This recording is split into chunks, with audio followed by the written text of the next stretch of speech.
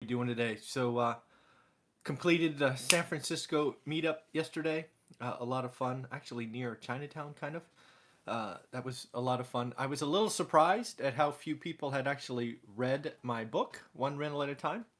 I think the audience was like 60, maybe 65 folks, and only two people raised their hands. I got to do a better job of marketing this book, I guess. It's hard to do it as a self published guy. But, anyways, we are doing Berkeley later today, and then I will go ahead and post my dry run of this video Friday morning, probably around 10:30 or so. But on to the news of the day. First and foremost, we have to talk about Morgan Stanley buying E-Trade. Uh, on the surface, I think the transaction makes a ton of sense. Morgan Stanley allows wealth management to take up to about 60% of the new combined company, which will help balance out their trading, which can be pretty volatile. So I think it's a genius idea by Morgan Stanley. I was a little surprised at how big E-Trade was. 5.2 million customers and $360 billion in assets. That's impressive, right? Um, that's some big numbers. So looks like the transaction is going to cost Morgan Stanley about $13 billion and be Hi Hector, how you doing? Good morning. And be completed in the fourth quarter. So I think this is one of those situations. It's a solid transaction for both companies. I think the customer ultimately wins, and yeah, I think it's a solid partnership, right? You're sort of gaining assets and customers. You're balancing out your book. It's a pretty strategic move. I don't know if you saw this. Goldman came out yesterday after hours, Goldman Sachs, and basically shared that basically shared with their investors that they are not appreciating the potential for at least a short-term correction. I think they are clearly starting to see that Q1, right, for us is going to be disruptive, right? There are now significant supply chain things going on. Awesome. I'm glad you like them. I look forward to them every day also. So thank you, Lewis. I just think we need to appreciate it. If you're a long-term trader and you're not a day trader, maybe it doesn't make sense. But Goldman Sachs was basically saying, we expect more and more companies to announce disruptions either in customers, because again, the second largest market is basically not shopping.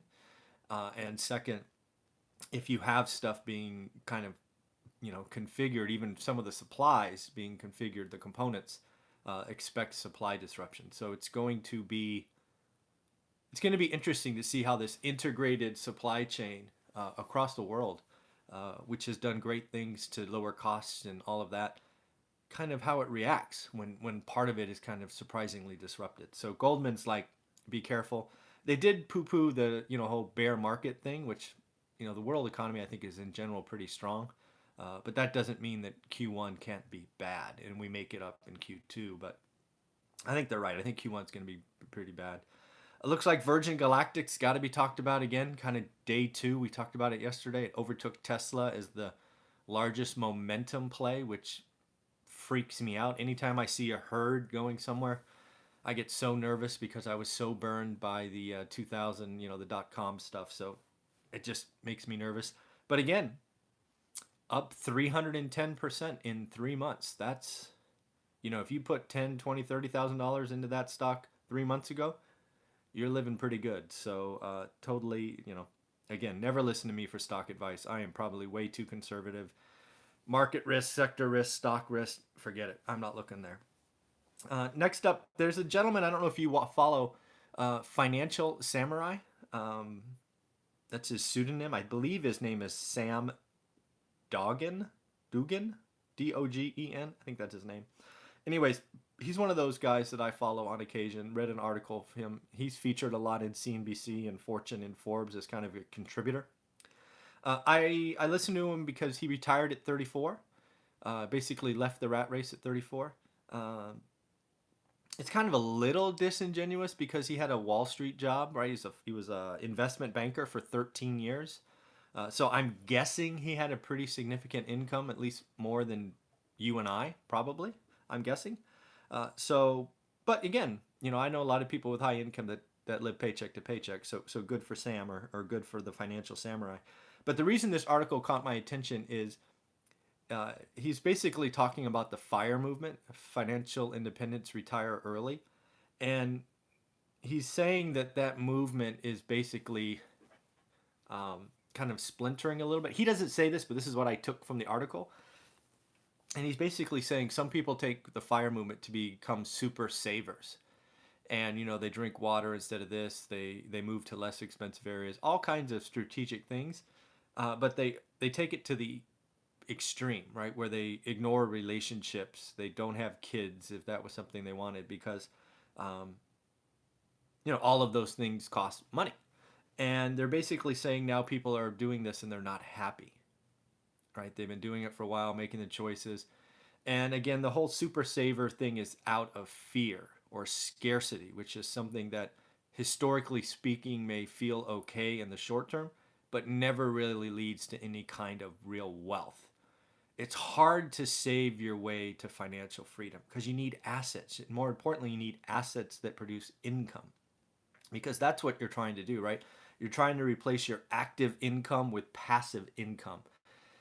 In savings in today's environment, at 1, maybe 2%, it's not going to get you there. Uh, so he's kind of saying you need to have an abundance mindset. Yes, yes, save, save, save. It's earn, save, invest, repeat. Right? He doesn't say that, but that's how you do this, right?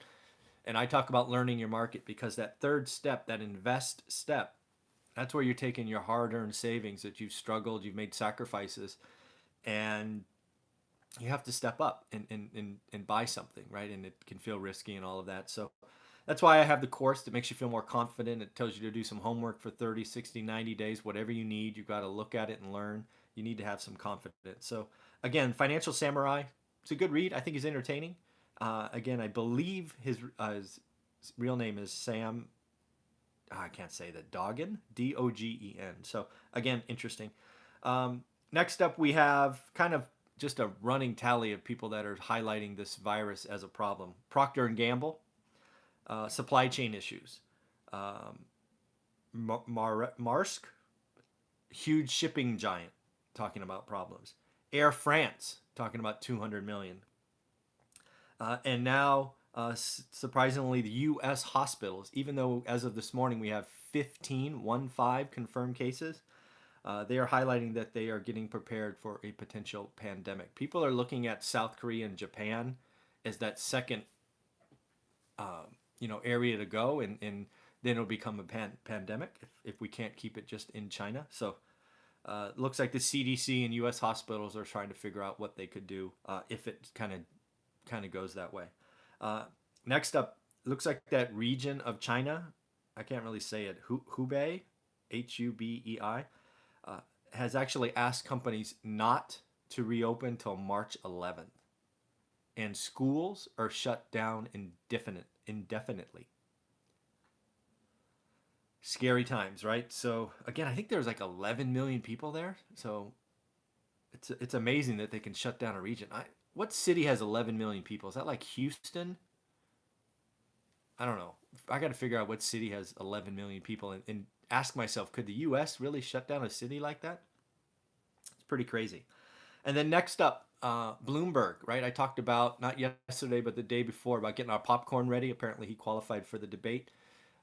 I told you he was going to get attacked and crushed, and it'd be interesting to see if he can respond. Well, he did a really bad job. And he left that debate pretty well bruised. Clearly doesn't like debates. He's not a politician, which I frankly think is a good thing. Um, but he did not leave that stage. It'll be interesting to see what happens next. Still has plenty of time to recover. His ads are going all over the place. I think he's going to spend $1 billion, which is just an insane amount of money. Nah, no thanks. I don't want this. I don't want to be president. No chance. But again, he's got to recover pretty quick. Again, one guy's opinion, I think he's the only candidate on that side of the fence that has a chance to take him out. So it'll be interesting. Good morning. How you doing? I'm glad you like the book. It means a lot.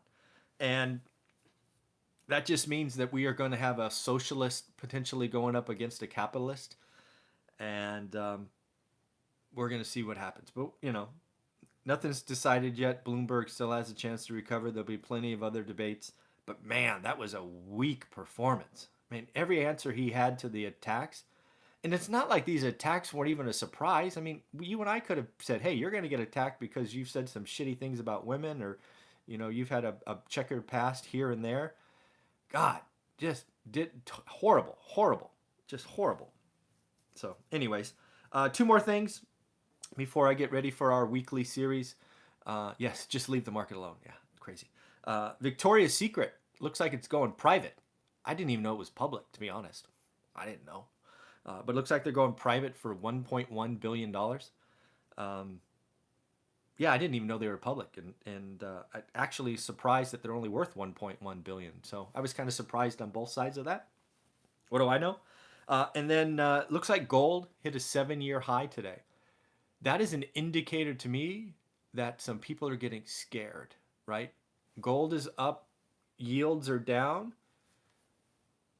That tells me people are getting scared, right? Consumers are changing behavior. And maybe the market is in for kind of a rocky. Fridays are going to be rocky. I think tomorrow's going to be rocky, right? People don't want to be long the weekend like we talked about a month ago. I think tomorrow's going to be one of those days where nobody wants to be long the weekend.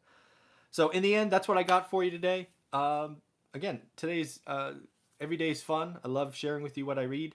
If you have subscriber questions, just hit the subscribe button, leave comments below, and as always, I'll do my best to create a video for you. I'm going to get ready for our 8 o'clock interview with Matt. Have a great day. Bye.